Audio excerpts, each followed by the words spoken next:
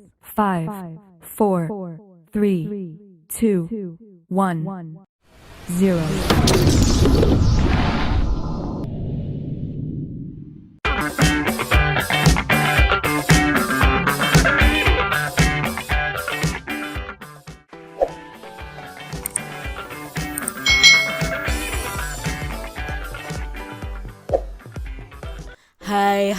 Hai, selamat datang di channel YouTube Kak Citra. Apa kabar adik-adik semuanya? Kak Citra berharap kalian dalam keadaan yang baik, sehat, dan siap untuk belajar ya. Nah, hari ini kita akan belajar bersama untuk mata pelajaran tematik kelas 4. Kita belajar di tema 6, cita-citaku, subtema 1, aku, dan cita-citaku, pembelajaran yang ketiga. Mari adik-adik kita belajar dengan penuh semangat ya. Pernahkah kamu mendengar ucapan berikut? Gantungkan cita-citamu setinggi langit. Nah, kalimat itu mengajak kita agar berusaha sekuat tenaga mencapai cita-cita kita. Artinya kita harus selalu bersemangat dan tidak mudah menyerah dalam meraih cita-cita kita adik-adik. Benny berjalan beriringan dengan Made. Made tertarik dengan sebuah gulungan koran anak yang dibawa oleh Benny. "Apa yang kamu bawa, Ben?" tanya Made. "Aku ingin menunjukkan sebuah artikel di koran ini kepada Bu Benny," sambil tersenyum. "Artikel tentang apakah itu, Ben? Aku jadi penasaran," kata Made tidak sabar. "Ini tentang seorang pemuda yang berani kawan. Walaupun masih muda, ia telah menjadi peternak dan pengusaha yang hebat," kata Benny bangga. "Wah, hebat. Bolehkah aku membacanya sekarang?" pinta Made tidak sabar.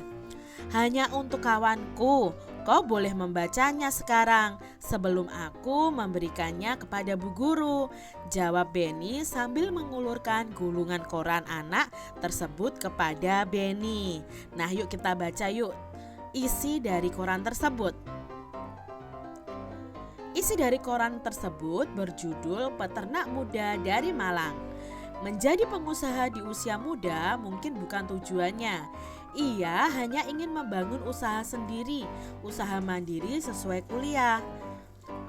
Seorang pemuda bernama Triyono merintis usaha peternakan bebek potong sejak tahun 2006 dengan modal seadanya. Berbekal ilmu peternakan yang didapatnya dari tempat ia belajar di Universitas 11 Maret, ia memulai usahanya. Usaha peternakan bebek potong ia kembangkan hingga pada tahun 2007. Ia mendapat inspirasi baru. Nah, ketika melihat hewan-hewan kurban, ia berpikir untuk memulai membangun sebuah peternakan sendiri. Untuk mendapatkan dana, ia membentuk sebuah kelompok bersama dan mengumpulkan dana dari teman-teman semasa kuliah. Setahun kemudian, Triyono berhasil memiliki sebuah lahan. Meski lahan itu tak terlalu besar, ia dapat membangun beberapa kandang untuk mulai beternak dan sapi ya di sini ya peternaknya. Nah, setelah usahanya berjalan, setahun kemudian ia mengembangkan usahanya lagi untuk peternakan dan pemotongan ayam. Usaha Triyono kian membesar. Kini ia telah memiliki usaha ternak ayam, bebek, sapi berikut pemotongannya. Ia pun mengolah limbah peternakannya untuk dijadikan pupuk. Meskipun kini usahanya kian membesar, ia tidak cepat puas. Ia bermimpi bisa memenuhi pasokan daging sapi di Jakarta yang saat ini masih impor dari luar negeri. Bersumber dari www.ekonomi.okezone.com. Nah, adik-adik, ini tadi adalah gulungan koran yang dibaca oleh Benny tentang peternak muda dari Malang yang bernama Triyono. Sangat menginspirasi sekali adik-adik ya. Dari bacaan tersebut, siapakah Triyono adik-adik? Nah, Triyono ini adalah seorang pengusaha muda yang memulai usahanya sejak lulus dari kuliah. Apa saja yang telah dilakukannya untuk menjadi pengusaha adik-adik? Yang telah dilakukan Triyono untuk menjadi pengusaha ini, Triyono memulai usaha dari ternak bebek, kemudian dikembangkan ke ternak kambing, sapi, ayam. Nah, dia dapat modalnya dari mana? Dengan menghimpun dukungan dari teman-teman kuliahnya. Kendala apa sajakah yang dihadapinya? Nah, kendalanya apa? Kendala yang dihadapi Triyono adalah modal dan lahan yang kurang memadai. Namun di sini Triyono tidak patah semangat untuk menjalankan usahanya. Pertanyaan berikutnya, apakah mimpinya Triyono? Nah, dia bermimpi untuk bisa memenuhi pasokan daging sapi di Jakarta yang saat ini masih impor dari luar negeri. Itu mimpi atau cita-citanya Triyono, bisa menjadi pemasok daging sapi di Jakarta. Adik-adik, berternak itu merupakan kegiatan mengembangbiakkan hewan ternak untuk memenuhi kebutuhan manusia. Nah, hewan ternak adalah hewan yang dipelihara manusia untuk memenuhi kebutuhan manusia. Nah, hasil hewan ternak yang dapat dimanfaatkan itu bisa berupa telur, daging, susu, dan kulitnya. Pemanfaatan tersebut tergantung dari jenis ternaknya. Apakah di tempat tinggal kalian itu ada kegiatan beternak adik-adik? Beternak apakah mereka di sekeliling rumahmu? Coba ya kamu amati ya. Nah, adik-adik, di sini Kak Citra punya gambar contoh hewan ternak. Yang pertama ada ayam. Ayam ini dimanfaatkan manusia untuk diambil apanya sih? Nah, dipelihara dan dimanfaatkan manusia untuk bisa menghasilkan telur dan daging. Bahkan bulunya pun bisa dimanfaatkan adik-adik. Jadi bisa dibuat untuk kemoceng dan lain sebagainya. Lalu gambar yang kedua ada sapi. Nah, sapi ini dipelihara dan dimanfaatkan manusia itu untuk menghasilkan susu dan daging. Ada juga petani itu memanfaatkan tenaga dari sapi ini untuk membajak sawah juga ada. Lalu kulitnya pun bisa loh adik-adik dibuat kerupuk. Lalu kulitnya juga bisa dibuat wayang dan lain sebagainya. Gambar berikutnya ada gambar bebek. Nah, bebek ini dimanfaatkan manusia itu untuk diambil telur dan dagingnya juga. Lalu ada kambing. Kambing itu bisa dimanfaatkan ya, karena kambing itu bisa menghasilkan susu. Sekarang ada susu kambing etawa. Lalu kulitnya juga bisa dimanfaatkan, dagingnya juga bisa dimanfaatkan. Hewan-hewan tersebut dipelihara oleh manusia dan dimanfaatkan manusia itu sesuai dengan tujuannya. Para peternak berusaha agar hasil peternakannya itu memiliki kualitas yang baik. Lalu, keahlian apa sih yang dibutuhkan agar usaha peternakan itu dapat menghasilkan hewan ternak yang berkualitas? Tentunya para peternak ini harus berusaha menghasilkan hewan ternak yang berkualitas. Keahlian apa saja yang dibutuhkan? Nah, di sini keahliannya yang pertama adalah memilih bibit ternak yang berkualitas. Kalau mereka beternak ayam ya cari bibit ayam yang berkualitas ya, cari indukan ayam yang berkualitas. Lalu keahlian dalam perawatan hewan ternak, mereka harus tahu bagaimana cara merawat hewan ternak tersebut. Keahlian dalam penyediaan kandang yang sesuai dengan kebutuhan hewan ternak, itu juga harus diketahui. Keahlian dalam menjaga kebersihan hewan ternak, itu harus diketahui oleh peternak juga adik-adik. Keahlian dalam menyediakan pakan berkualitas bagi hewan ternak, dan keahlian dalam teknik mengembangbiakkan hewan ternak tersebut. Nah, ini adalah keahlian-keahlian yang dibutuhkan oleh para peternak. Selain beternak, kegiatan pertanian merupakan kegiatan yang paling banyak dilakukan oleh masyarakat Indonesia. Nah, sebagai negara agraris, Indonesia ini memiliki lingkungan alam yang mendukung tumbuhnya aneka jenis tanaman pertanian. Kondisi tersebut menghasilkan produk pertanian dengan kualitas yang baik. Nah, di sini ada tumbuh-tumbuhan ya yang berasal juga diproduksi juga di pertanian Indonesia ya. Ada mangga, apel, brokoli, wortel, kebangkol dan lain sebagainya. Nah, tumbuhan itu dapat tumbuh subur jika dirawat dengan baik adik-adik. Selain perawatan, tumbuhan juga memerlukan lingkungan yang sesuai. Contohnya kalau wortel itu bisa ditanam di tempat yang suhunya dingin ya, udaranya dingin. Nah, menurutmu di lingkungan seperti apakah pohon apel dan mangga itu dapat tumbuh dengan subur? Dan di lingkungan seperti apakah sayuran, brokoli, wortel dan kol itu dapat tumbuh dengan subur? Nah, Kak Citra itu pernah tinggal di daerah pegunungan. Itu biasanya sayuran-sayuran itu ditanam di daerah pegunungan seperti itu adik-adik. Nah, sekarang kita akan belajar tentang peta konsep. Apa itu peta konsep? Peta konsep adalah gambar yang menghubungkan satu ide utama dengan ide-ide pendukungnya. Nah, peta konsep ini dapat digunakan untuk menyajikan ringkasan suatu bacaan dengan menggunakan bagan atau diagram. Contohnya di sini, Kak Citra membuat peta konsep seperti ini.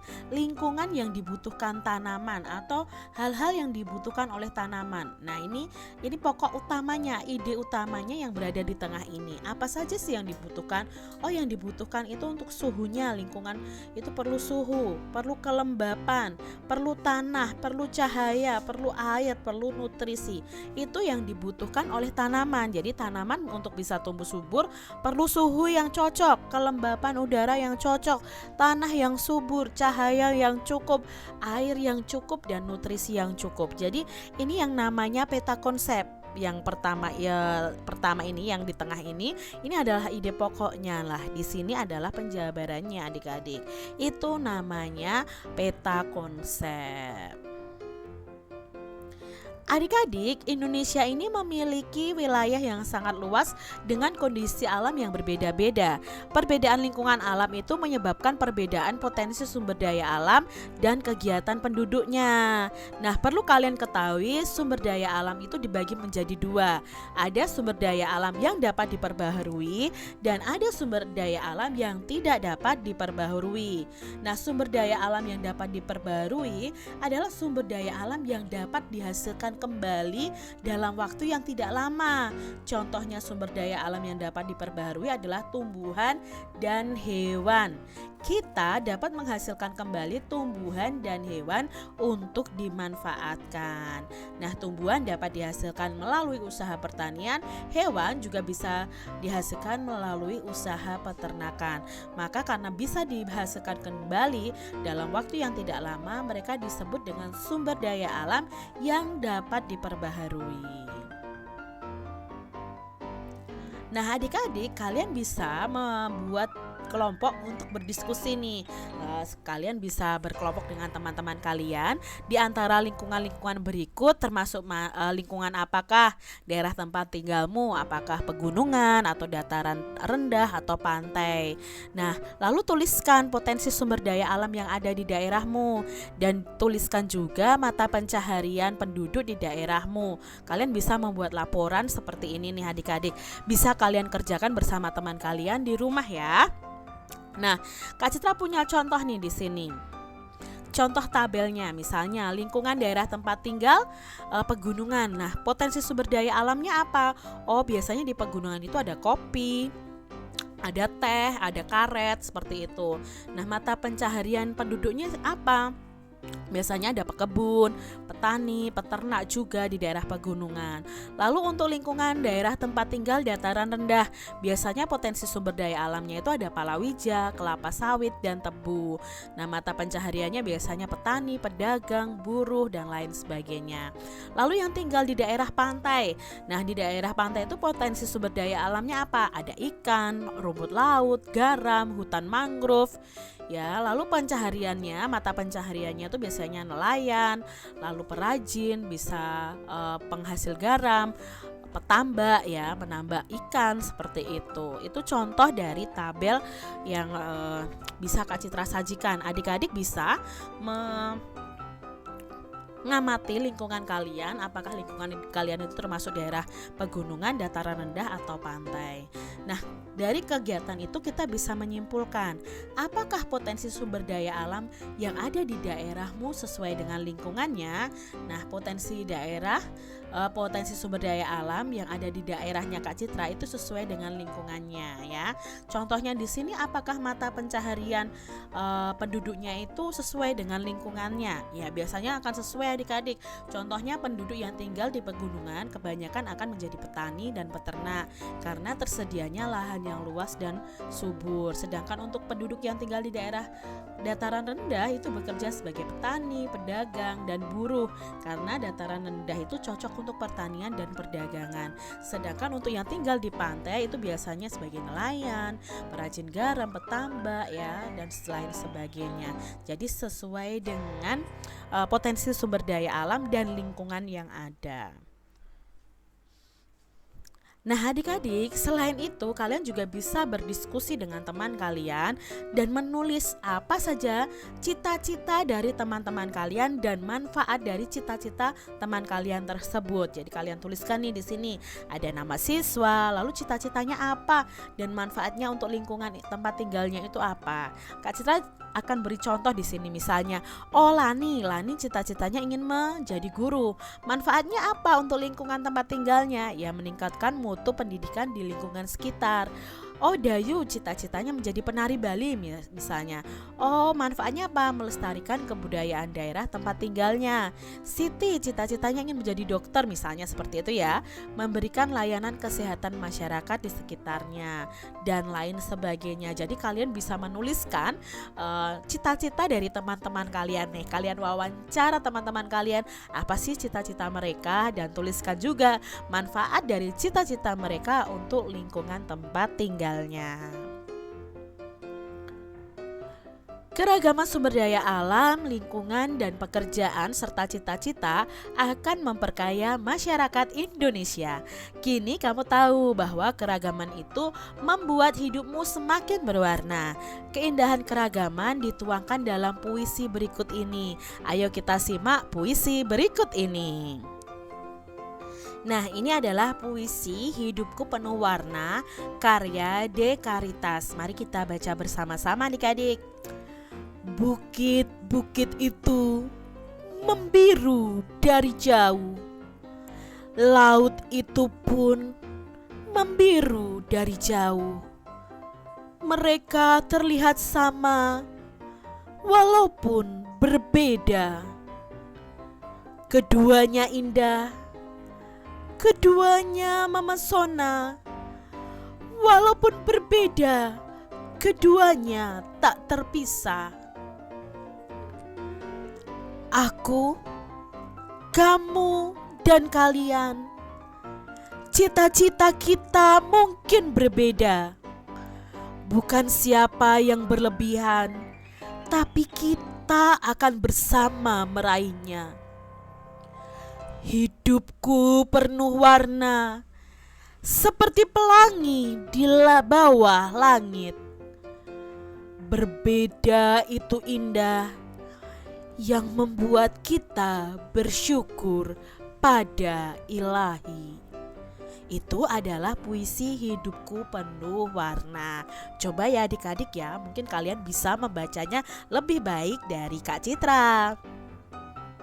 Nah adik-adik, dalam puisi tadi apa sih judulnya dan siapa pengarangnya? Nah judulnya itu adalah Hidup Penuh Warna dan pengarangnya adalah De Caritas. Lalu pertanyaan berikutnya, apakah yang kamu bayangkan ketika kamu membaca judul puisi tersebut? Apa sih yang kamu bayangkan adik-adik?